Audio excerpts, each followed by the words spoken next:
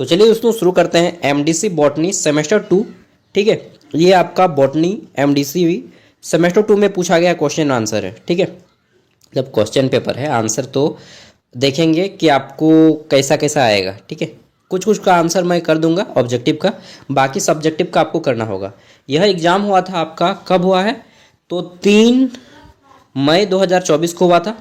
ठीक है, और अभी आप लोग का एग्ज़ाम चल रहा है 2022-26 में पूछा गया था, और आप लोग 23-27 में दे रहे हैं, और फ्यूचर में जब आएगा 24-28 या फ्यूचर में 29 में सबके काम में देगा। ठीक है, तो देख लेते हैं यहाँ पे टाइमिंग 3 आवर मिलता है, फुल मार्क्स 75 है, और पास करने के लिए 30 नंबर लाना है।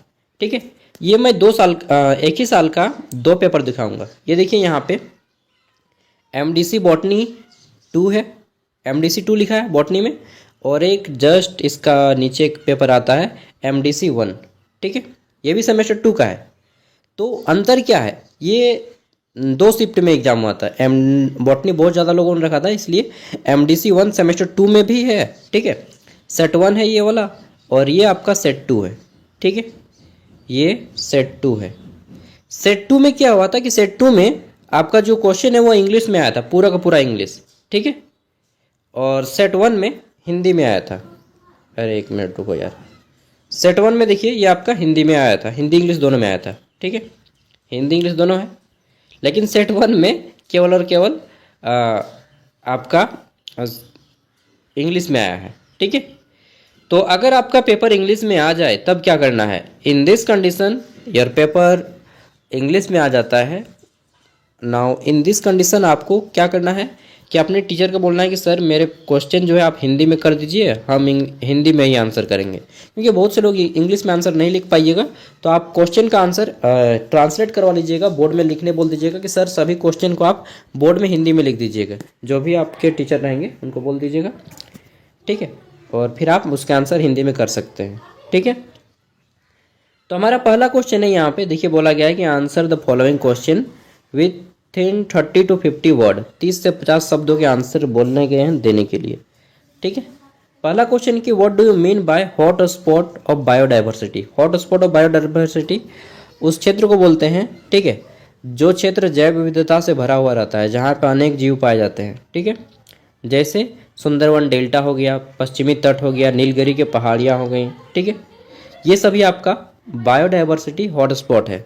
अगला है यहाँ पे कि नेम एनी 2 बायोस्फीयर रिजर्व। ठीक है, तो भारत में टोटल 18 बायोस्फीयर रिजर्व है। ठीक है, कितना है, 18 को बायोस्फीयर रिजर्व है। जैसे सुंदरवन डेल्टा हो गया, ठीक है, नीलगिरी हो गया, नीलगिरी आपका कर्नाटक में आता है, सुंदरवन डेल्टा पश्चिम बंगाल में आता है। इसी तरह से टोटल भारत में 18 को बायोस्फीयर रिजर्व है। झारखंड में एक भी नहीं है। ठीक है, मैं झारखंड का नाम ले लिया, झारखंड में एक भी नहीं है।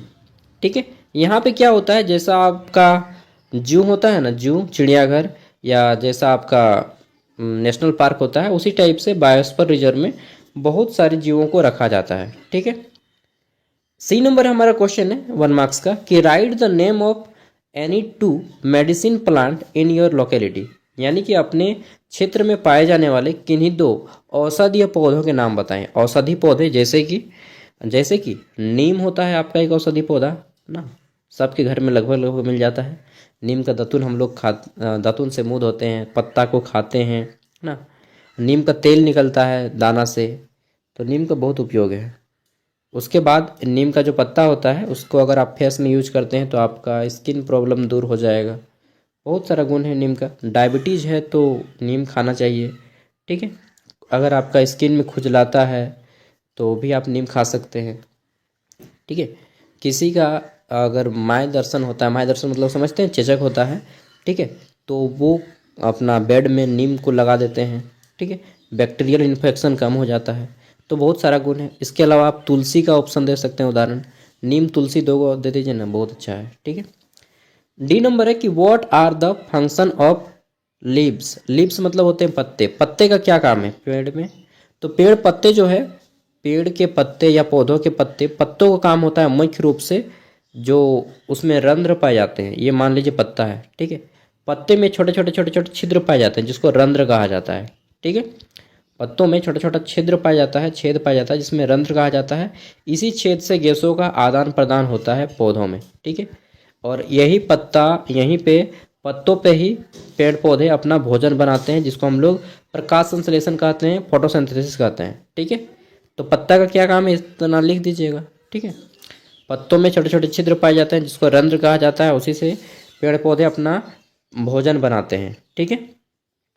पांचवा क्वेश्चन है कि what do you mean bye complex tissue in plant system, ठीक है। देखिए ये बच्चा जो है, क्या नाम है इनका, अभिषेक रजक, जो पिछले साल क्वेश्चन सेंड किए थे। मैंने इसी तरह से बता दिया था कि भाई जिसको इंग्लिश में नहीं आता है उन लोग हिंदी लिखवा लीजिएगा सर से, और फिर अपना आंसर हिंदी में कीजिएगा। तो इन्होंने लिखा है कि जटिल उत्तक से आप क्या समझते हैं। जटिल उत्तक उसे कहते हैं, ठीक है, कॉम्प्लेक्स टिश्यू उसे कहते हैं ऐसा उत्तक जो प्लांट के मतलब पेड़ पौधों का एक उत्तक जिसमें विभिन्न प्रकार की कोशिकाएं पाई जाती हैं, ठीक है। कोई एक उत्तक में विभिन्न प्रकार की पाई जाने वाली कोशिकाओं को जटिल कोशिका कहा जाता है, ठीक है। बस सिंपल सा उत्तर है। आप इंग्लिश में आप नहीं सकते हैं तो हिंदी में ट्रांसलेट कर लीजिएगा, ठीक है। मैं तरीका बता दे रहा हूँ कि ट्रांसलेट करवा लीजिएगा मास्टर से कि सर आप बस हिंदी में क्वेश्चन को हिंदी में कर दीजिए, क्योंकि झारखंड एक हिंदी भाषी राज्य है और हिंदी भाषा होने के अकॉर्डिंग प्रत्येक पेपर, भाषा के पेपर को छोड़ के प्रत्येक पेपर हिंदी और इंग्लिश दोनों भाषाओं में होना चाहिए, ठीक है। 2 नंबर क्वेश्चन है कि write about the structure and function of mycobacteria, ठीक है। सॉरी, क्या है आपका, माइटोकॉन्ड्रिया है। माइटोकॉन्ड्रिया का स्ट्रक्चर यानी कि उसकी रूपरेखा और कार्यों को बताना है, ठीक है। माइटोकॉन्ड्रिया क्या है पहले ये बताइए। आत्महत्या की थैली भी कहा जाता है माइटोकॉन्ड्रिया को, ठीक है। अगर आप उसको नहीं बनाते तो यहाँ पे दिया गया है कि write about the structure and function of chloroplast. Chloroplast के बारे में आप स्ट्रक्चर बताइए और उसके कार्यों को बताइए। फंक्शन मतलब होता है काम करना, ठीक है। 3 नंबर हमारा क्वेश्चन है कि what do you mean bye ecosystem and explain its structure and function. Ecosystem मतलब होता है पारितंत्र। पारितंत्र किसे कहते हैं, ठीक है। Explain its structure and function, पारितंत्र के संरचना और कार्यों का वर्णन करें, ठीक है। पारितंत्र किसे कहते हैं, पारितंत्र की संरचना और कार्यों का वर्णन करें। आपको अगर इंग्लिश नहीं आता है समझ में तो आप हिंदी को मैं जो बोल रहा हूँ उसको नोट करके आप लोग आंसर कर लीजिएगा, ठीक है। हालांकि मैं कोशिश करूँगा आंसर करवाने का, लेकिन नहीं सकूँगा क्योंकि बहुत सारा सब्जेक्ट अभी वीडियो बनाना है, ठीक है। और घर में थोड़ा काम भी चल रहा है तो शायद नहीं करा पाऊँ, फिर भी आप लोग का क्वेश्चन पेपर दे रहा हूँ। क्वेश्चन है हमारा what are the cause of air pollution. Cause मतलब होता है कारण, एयर मतलब हवा, पोल्यूशन मतलब प्रदूषण, यानी कि वायु प्रदूषण के क्या कारण हैं, इन कारणों को लिखना है। सबसे बड़ा कारण है फैक्ट्री, दूसरा कारण है आपका ऑटोमोबाइल। ऑटोमोबाइल मतलब जितने भी गाड़ी घोड़ा चलता है, 2 चक्का हो गया, 4 चक्का हो गया, ठीक है। तो गाड़ी घोड़ा चलना, और आपका दूसरा कारण है क्या, ये फैक्ट्री, और तीसरा कारण है मांस उत्पादन। अब बोलिएगा मांस उत्पादन कैसे प्रॉब्लम है। देखिए अगर हम 1 किलो, मान लीजिए 1 किलो खस्सी का मीट खाते हैं, एक खस्सी काट दिए, ठीक है, समझिए बात को, समझना जरूरी है। एक खस्सी काट दिए, खस्सी में कितना मीट हुआ, मान के चलते हैं कि 25 किलो मीट हुआ एक खस्सी में, ठीक है।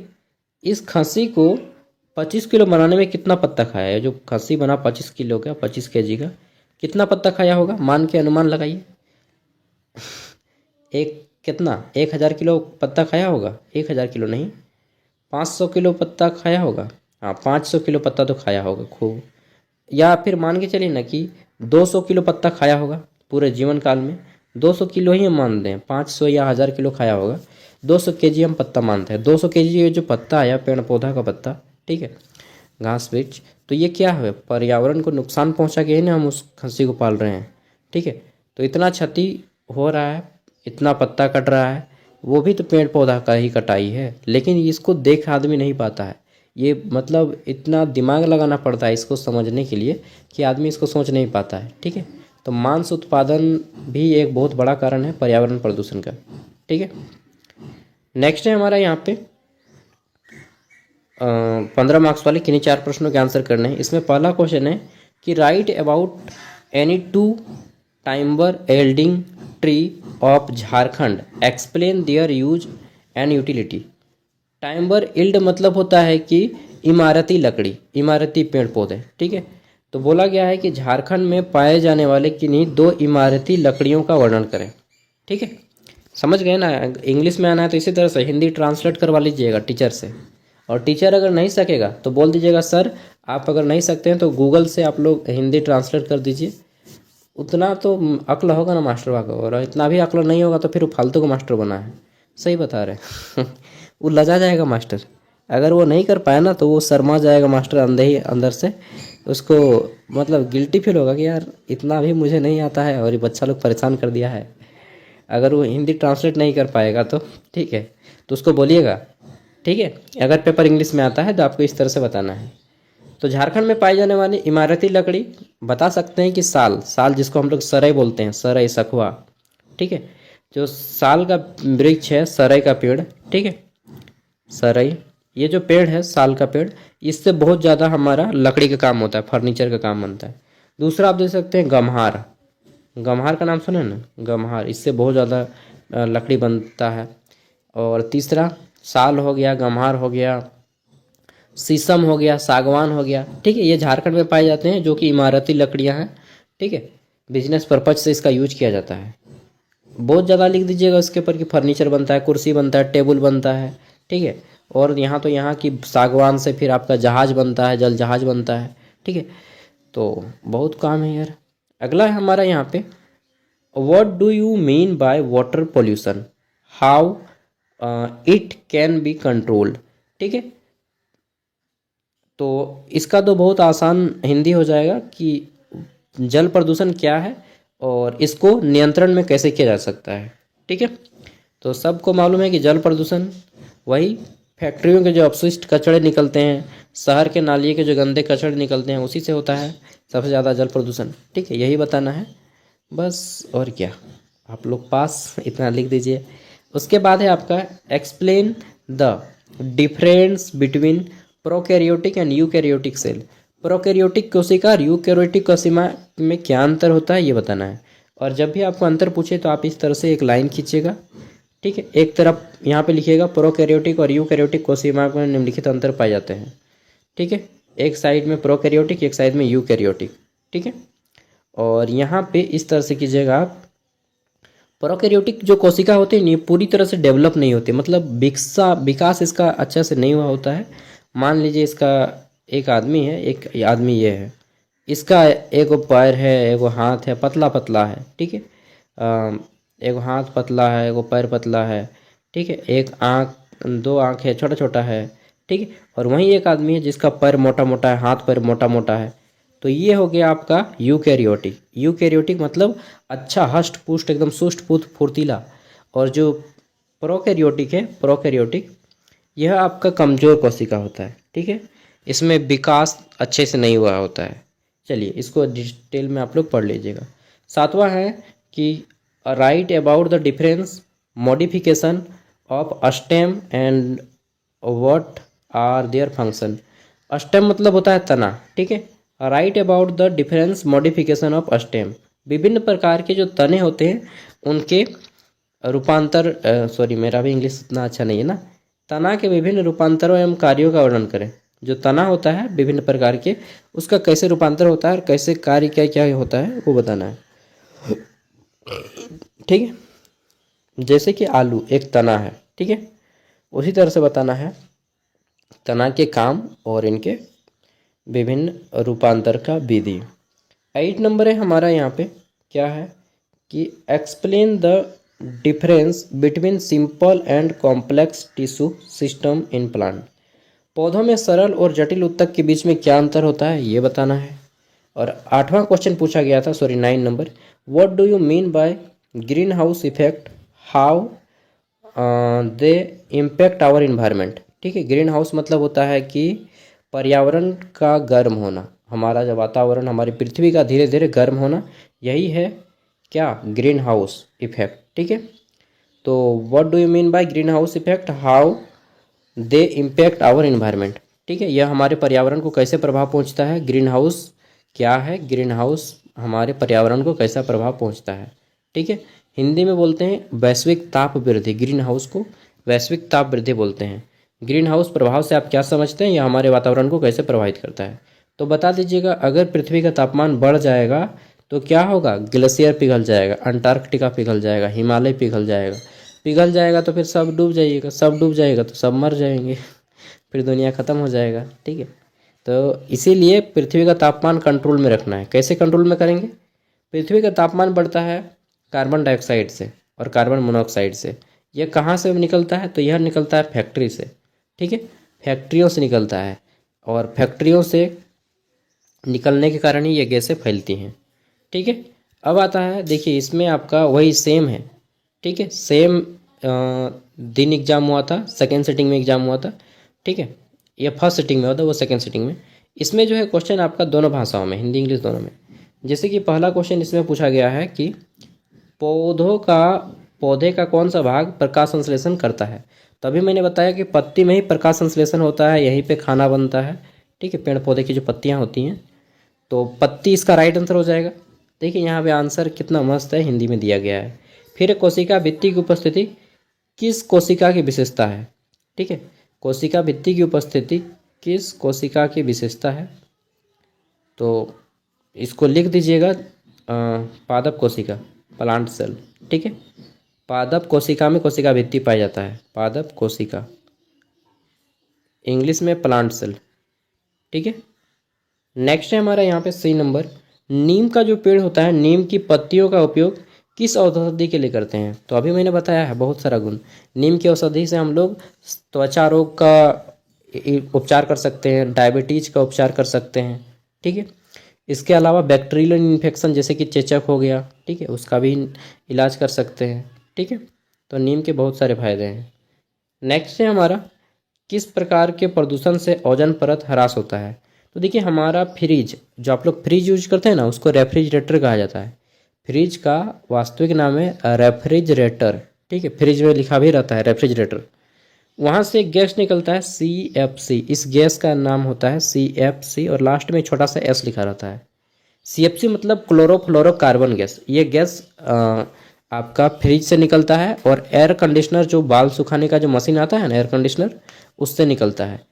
यह डायरेक्टली हमारा, यह जो गैस निकलता है डायरेक्टली जाकर ओजोन परत को क्षय पहुंचाता है, और ओजोन परत का क्षय होगा तो पराबैंगनी किरणें जमीन पे आएंगी, और पराबैंगनी किरण, जैसे यहाँ पे पराबैंगनी किरण आता है, ओजोन परत है, अगर छेद हो गया तो यहाँ आ गया।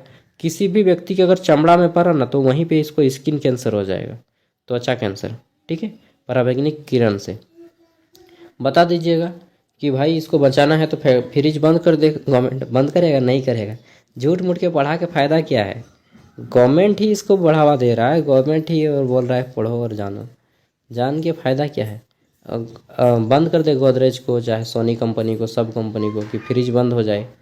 ठीक है, बंद कर देगा तो हो जाएगा कंट्रोल, लेकिन गवर्नमेंट नहीं चाहती है कि बंद हो, सब कोई फ़ायदा चाहता है। फिर झूठ मूठ के पढ़ा के फ़ायदा क्या? ठीक है, बैन कर दे कि फ्रिज नहीं चलेगा, एयर कंडीशनर नहीं बनाइएगा, कोई भी कंपनी नहीं बनाएगा एयर कंडीशनर, और कोई भी कंपनी फ्रिज नहीं बनाएगा, हमारा ओजोन परत बच जाएगा। लेकिन आजकल तो हर जगह फ्रिज चल रहा है, बेचा जा रहा है। ठीक है, आप लोग भी खरीदे होंगे। तो गवर्नमेंट केवल पढ़ाने से कुछ नहीं होगा, ज़मीनी स्तर पे काम नहीं होता है। ठीक है, अगर क्वेश्चन पे आ जाए तो क्वेश्चन में लॉन्ग आंसर में इस तरह से लिख दीजिएगा कि सरकार केवल ढिंडोरा पीटती है कि पर्यावरण बचाओ, पर्यावरण बचाओ। ठीक है, वास्तव में गवर्नमेंट नहीं चाहती कि पर्यावरण बचे। पर्यावरण बचे या ना बचे उसको, उससे मतलब नहीं, उसको मतलब है पैसा कमाओ, आराम से रहो। क्यों? क्योंकि अगर चाहती तो फैक्ट्री ही नहीं लगाती गवर्नमेंट, कुटीर उद्योग को बढ़ावा देती। ठीक है, मेरा मतलब मोटो समझ रहे हैं ना क्या मैं बोलना चाह रहा हूँ? कि सरकार झूठ मूठ का लोगों को शिक्षा देना अलग बात है, और ज़मीनी स्तर पे काम करना अलग बात है। ठीक है, शिक्षा दिया जा रहा है लेकिन ज़मीनी स्तर पे काम नहीं हो रहा है। ठीक है, चलिए 5 नंबर क्वेश्चन। अच्छा, अगला क्वेश्चन है हमारा यहाँ पे, वानस्पतिक उद्यान किसकी संरक्षण में सहायता करता है? वानस्पतिक उद्यान किसकी संरक्षण में सहायता करता है? तो वानस्पतिक उद्यान जो है पेड़ पौधों की सहायता करता है, रक्षा करता है ना, और पेड़ पौधे बचे रहेंगे तो हम लोग भी अच्छे से रहेंगे। तो नेक्स्ट है हमारा यहाँ पे द्विबीजपत्री।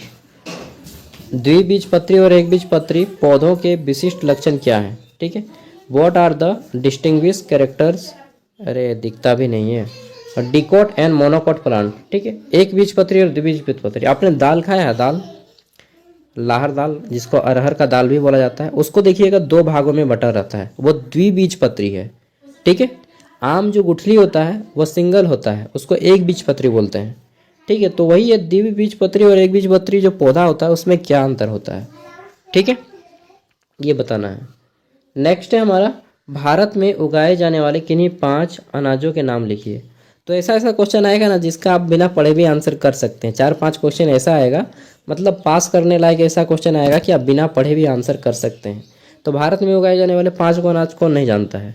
सबसे पहले लिखिएगा, क्या लिखिएगा, धान, जिसको चावल बनाते हैं, फिर भात खाते हैं ना, धान पेड्डी बोला जाता है इंग्लिश में। दूसरा सबसे बड़ा, सबके माइंड में आ गया होगा, गेहूँ। तीसरा बोलिए, याद है ना आपको, क्या है तीसरा, मक्का, जिसको इंग्लिश में कॉर्न कहा जाता है, ठीक है। पॉपकॉर्न खाते हैं ना, मैं भी उस दिन विजयवाड़ा में लिया, 20 रुपया लिया, थोड़ा सा दिया, विजयवाड़ा नहीं विशाखापट्टनम में लिया था। उसके बाद पॉपकॉर्न हो गया, मक्का हो गया, बाजरा, बाजरा खाए हैं, बाजरा भी अच्छा लगता है, ठीक है, माइजर कहा जाता है बाजरा को। उसके बाद आप मक्का हो गया, जो बहुत कम खाते हैं, उड़द, कुर्थी, सब बहुत सारा है, ठीक है। तो आप दे सकते हैं इन सभी का नाम, ठीक है। सरसों दे दीजिएगा, सरसों, ये भी एक अनाज है, क्योंकि हालांकि तिलहन है, मतलब तेल इससे निकाला जाता है सरसों से, ठीक है। अगला है चौथा क्वेश्चन, जड़ के क्या कार्य हैं। तो जड़ क्या करता है, पेड़ को रखता है भाई, जड़ से ही तो जल जाता है, ठीक है, खनिज लवण जाता है, और जड़ पेड़ को बचा के रखता है, उसी जमीन से पकड़ के रखता है, ठीक है, संपर्क बना के रखता है। पौधों में पाए जाने वाले विभिन्न प्रकार के जड़ और उनमें संसाधनों की व्याख्या करें। संशोधन संसाधन इंग्लिश में पढ़िए कि what are the function of root, root कहा जाता है पेड़ को, ठीक है। Explain the type of root modification found in plant, ठीक है। तो मॉडिफिकेशन मतलब संशोधन, बदलाव, ठीक है। हम लोग बाइक का मॉडिफिकेशन करवाते हैं, फ़ोन का मॉडिफिकेशन करवाते हैं। पांचवा क्वेश्चन है यहाँ पे कि पादप कोशिका की एक परासंरचना और इसके कोशिका अंग के कार्य विस्तार से उल्लेख करें। छठा है आपका, जल प्रदूषण के स्रोत, प्रभाव और उपचारात्मक उपायों का वर्णन करें। तो जल प्रदूषण वाला आराम से लिख सकते हैं, उसमें भी आया था, इसमें भी आया है, दो गो में से एगो आता है, जल प्रदूषण चाहे वायु प्रदूषण, चाहे दोनों आ जाएगा।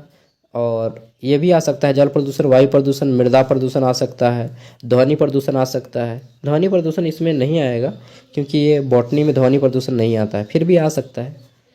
अगला क्वेश्चन है 7 नंबर कि what are the natural resources, ठीक है, प्राकृतिक संसाधन क्या होते हैं, और discuss its various components of detail, ठीक है, इसके विभिन्न घटक के बारे में पूछा गया है। प्राकृतिक संसाधन क्या है, इसके विभिन्न घटकों पर विस्तार से चर्चा करें। तो प्राकृतिक संसाधन सबको मालूम है, कोयला, पेट्रोलियम हो गया, और क्या होगा, विभिन्न प्रकार का गैस जैसे यूरेनियम हो गया, ये सभी प्राकृतिक संसाधन है जो प्रकृति से निकाला जाता है, ठीक है। इसके विभिन्न घटक बता सकते हैं कि कहीं पे अच्छा कोयला मिलता है, कहीं पे खराब कोयला मिलता है। कोयला के 5 गो प्रकार होता है, आपको मालूम है, एंथ्रासाइट, बिटुमिनस, लिग्नाइट, पीट, 4 गो होता है ना, हाँ 4 गो होता है, ठीक है। इस तरह से सबको बता दीजिएगा, थोड़ा थोड़ा पढ़ लीजिएगा। 8वां क्वेश्चन है 8वां नंबर कि भारत में पाए जाने वाले विभिन्न लकड़ी उत्पादक पौधों का विस्तृत वर्णन करें। तो लकड़ी से एक क्वेश्चन आएगा ही, क्योंकि बॉटनी का अर्थ होता है वनस्पति शास्त्र, ठीक है। बॉटनी का हिंदी में नाम होता है BOTANY, बॉटनी। बॉटनी का अर्थ होता है वनस्पति शास्त्र, ठीक है, यानी कि पेड़ पौधे के बारे में अध्ययन। और फादर ऑफ बॉटनी यानी कि वनस्पति शास्त्र का पिता थ्रियोफेस्टस को कहा जाता है, ठीक है, थ्रियोफेस्टस, तो नोट कर लीजिएगा। और जगदीश चंद्र बसु को भी भारतीय वनस्पति शास्त्र का पिता कहा जाता है, जगदीश चंद्र बसु, जेसी बॉस कहा जाता है शॉर्ट में। तो हमारा 8वां क्वेश्चन है कि भारत में पाए जाने वाले विभिन्न प्रकार के लकड़ी उत्पादक पौधों के नाम विस्तृत में लिखे। तो बता सकते हैं, सागवान हो गया, शीशम हो गया, गम्हार हो गया, ठीक है, नीम हो गया, आम हो गया, जाम हो गया, बहुत सारा है। अगला है हमारा यहाँ पे, निम्नलिखित पर संक्षिप्त टिप्पणी लिखें। छोटे छोटे नोट लिखना है, ठीक है, कई गो है, 5 गो है। प्रत्येक 3-3 मार्क्स का है अगर आप इसको बनाते हैं तो। इसमें है मरुदभिद पौधे जो कि आपके जीरोफाइट कहा जाता है, और ये पौधे आपका राजस्थान मतलब कि रेगिस्तानी इलाका में पाया जाता है, जैसे कि क्या होता है, कैक्टस होता है, और भी बहुत सारे बबूल का पेड़ हो गया, जीरोफाइट्स जो कि मरुस्थल में पाए जाते हैं। फल के बता सकते हैं, फल फ्रूट्स के बारे में, चना के बारे में, ग्राम कहा जाता है कि पारिस्थितिकी तंत्र इकोसिस्टम, और फिर आपका जाइलम के बारे में। जाइलम एक उत्तक है जो कि पेड़ पौधों में जल का संचरण करने का काम करती है। तो ये क्वेश्चन पेपर मैं आपको दे रहा हूँ, आप यहाँ पे जितने क्वेश्चन दिए गए हैं इन सभी को 2 दिन टाइम है, सॉल्व कर लीजिए घर में, डेफिनेटली आपका एग्जाम अच्छा जाएगा। बाकी ऑल द बेस्ट, और एग्जाम होने के बाद अपना क्वेश्चन पेपर हमें सेंड कर दीजिएगा, ठीक है। इस नंबर पे, कौन नंबर, ये नंबर रहेगा आपका, नंबर पे अपना क्वेश्चन पेपर एग्जाम के बाद सेंड कर दीजिएगा। Okay, bye, all the best. इस वीडियो को मैं थोड़ा सा लेट में अपलोड करूँगा क्योंकि अभी मुझे प्रभात खबर में इंटरव्यू देना है अपना, ठीक है। बाय। अभी अभी कॉल आया, आप लोग का वीडियो रोक के मैंने बात किया।